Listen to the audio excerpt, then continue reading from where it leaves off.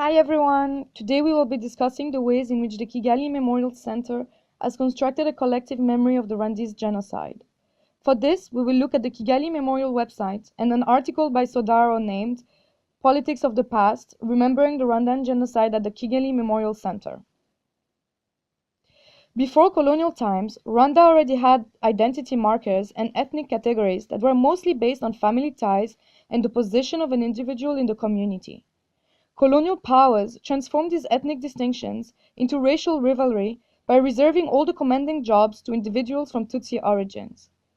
After their independence from Belgium in 1962, the Hutu population took power and ruled the country for the next 3 decades. As the Hutu ruling party became more powerful, their rhetoric was supported by the argument that the country had to be returned to its only legitimate heirs, the Hutu.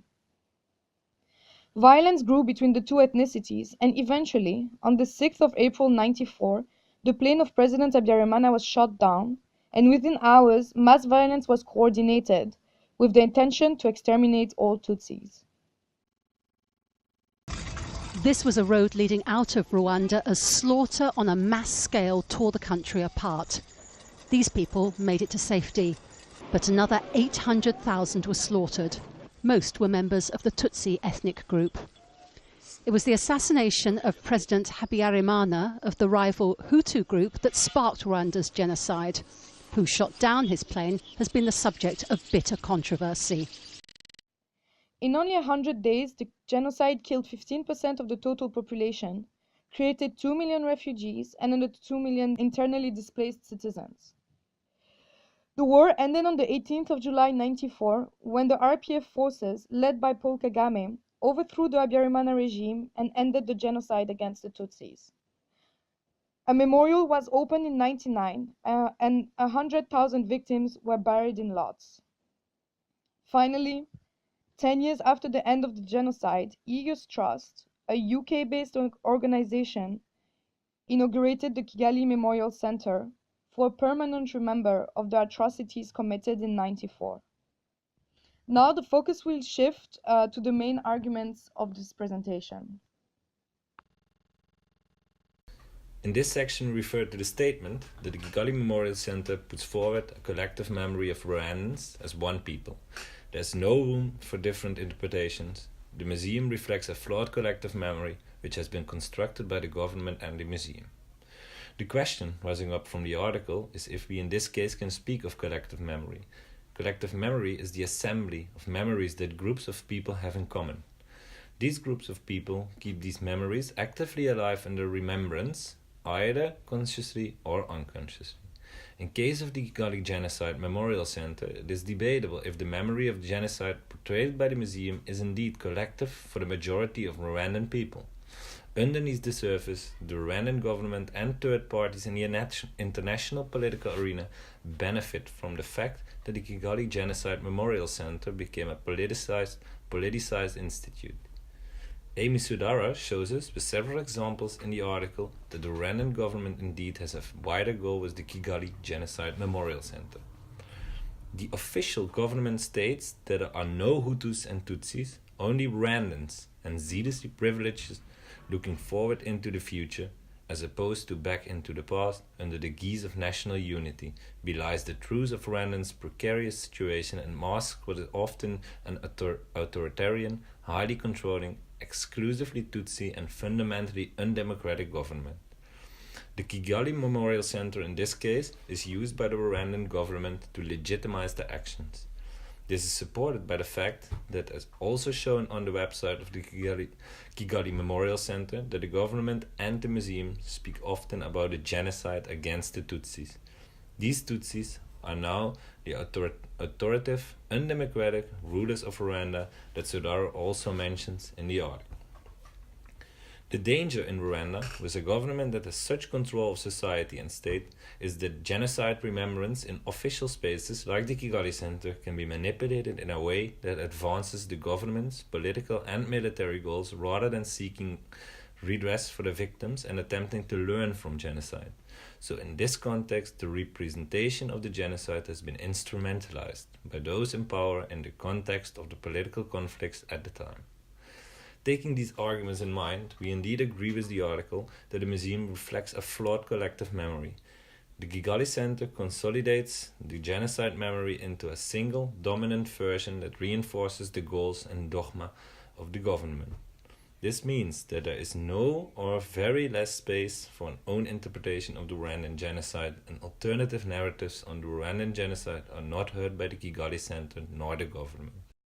In addition to this, through the analysis of Sodero's text, it becomes evident that the historical explanation of the genocide adopted by the Rwandan government and by the Kigali Center is based on a collective victimization of Rwandan people, which assumes that the ideologies of ethnic division and genocide have been forcibly imposed by the colonists on the population, and that the blame is to be placed only on a few bad apples.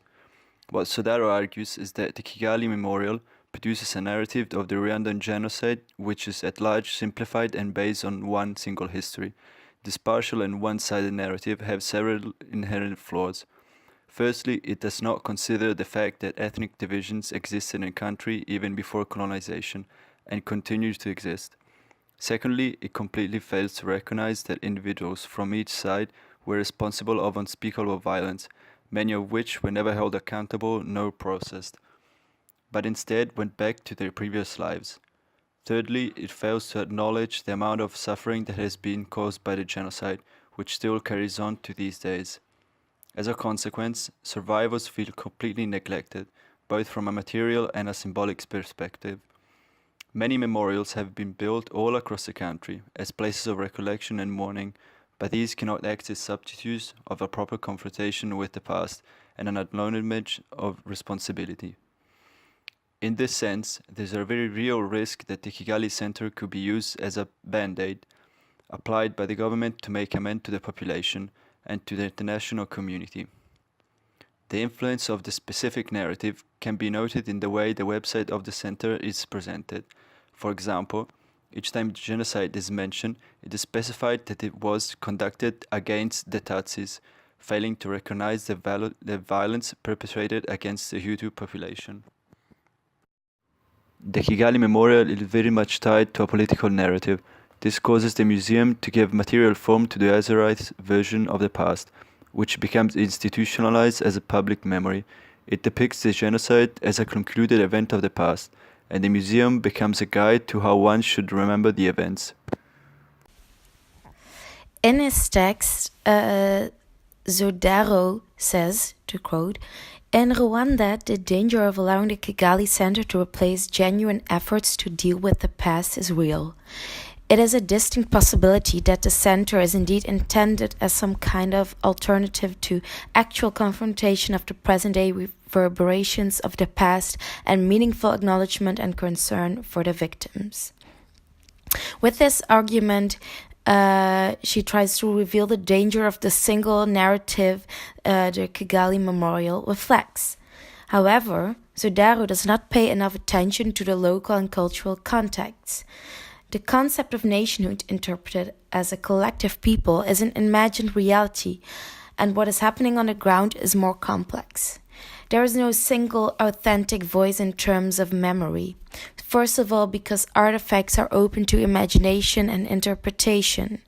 Secondly, because museums and memorials embody memories of the past and evoke memory in the present.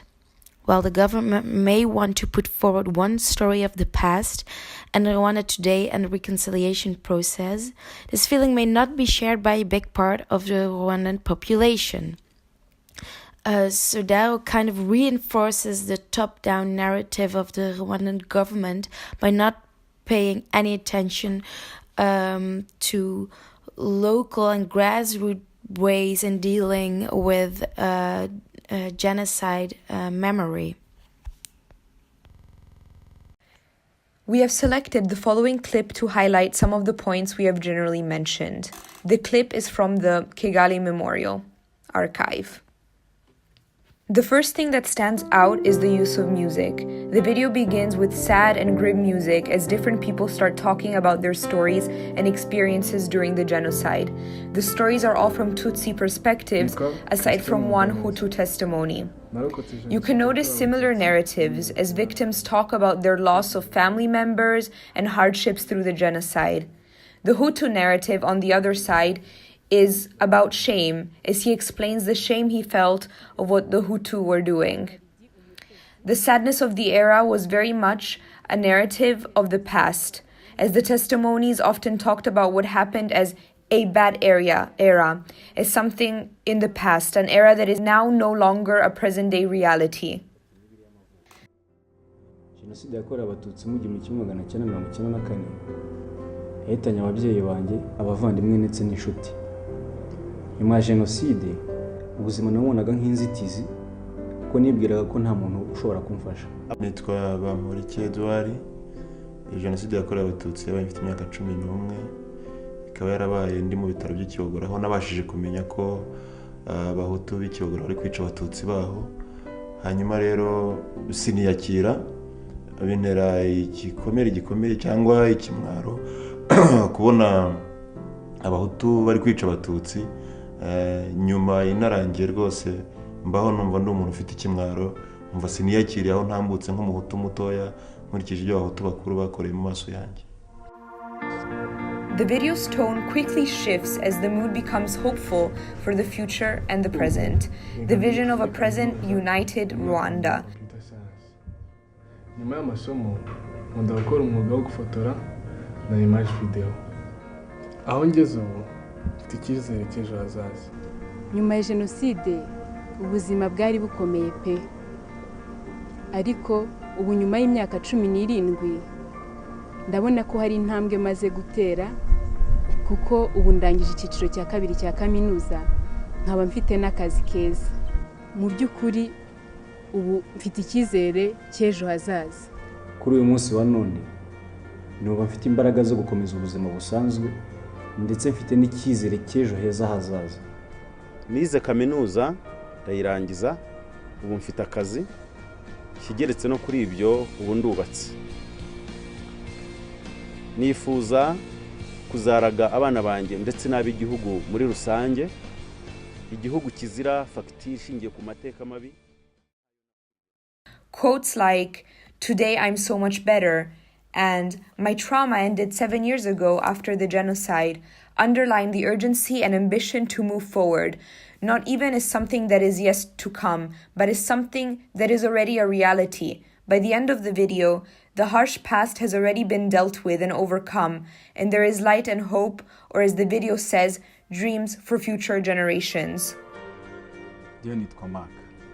Mfite imyaka 23. Navukiye muri Tanzania. Sinigeze menya impamvu Jenoside y'Abatutsi yabaye. Ariko nk'umwana w'ubu ngubu numva ari inshingano zanjye kurengera abasigaye, kwigisha abatoya kugira ngo bitazongera kubaho ukundi mu Rwanda ndetse n'ahandi. Twabonye byinshi, twabaye muri byinshi, ariko tugeze kure turubaka igihugu gishya. Turategurira abana bacu n'abuzukuru n'abazadukomokaho.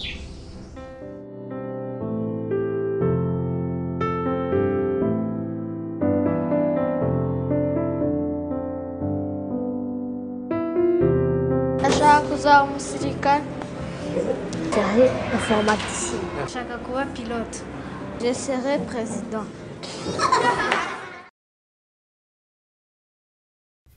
The previous discussion attempted to give a clearer understanding of the Kigali Genocide Memorial and how it has built collective memory. What has become apparent in our analysis is that it is difficult to discuss the center without understanding and mentioning the current political situation in Rwanda, as the center has become closely linked to the political narrative of the genocide. The Kigali Center created a collective memory on the basis of one memory, which should be experienced and felt by all Rwandans, beyond ethnicity, which creates a single narrative memory and leaves no space to interpretation, nor multiple individual and multiple memories to coexist. Although looking at the Kigali Memorial and the Sodaro article has given insight not only into the efforts of reconciliation and remembrance attempted following the genocide, but also on the current political situation in Rwanda, we found that focusing on only the memorial provides limited understanding on the previous forms of memorialization. Although looking at the Kigali Memorial and the Sodaro article has given insight not only into the efforts of reconciliation and remembrance attempted following the genocide, but also on the current political situation in Rwanda, we found that focusing on only the memorial provides limited understanding on the various forms of memorialization which take place on smaller and less national scales.